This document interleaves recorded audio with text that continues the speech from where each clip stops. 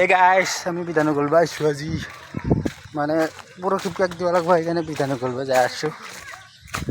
এইফালে তো মই অহাৰ আগতে এইফালে তুলি আছে আমাৰ ফাদাৰ আৰু লগত এটা আছে আমাৰ গাঁৱৰে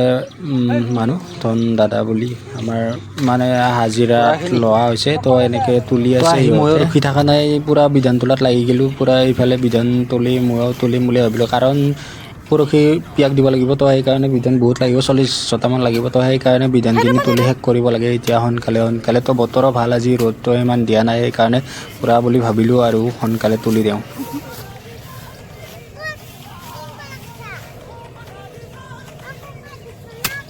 তো বিধানখিনি তোলা হোৱাৰ পিছত মানে এনেকৈ কচা কৰি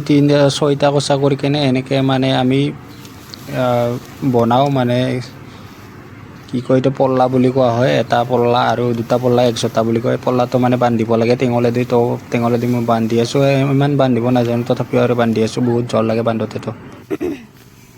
ফাইনেলি গাছ আমাৰ বিধান তোলা হৈ গ'ল মানে 40টা বিধান তোলা হৈ গ'ল মিছন কমপ্লিট হৈ গ'ল পৰহিৰ কাৰণে পূৰা ৰেডি আৰু গাইছ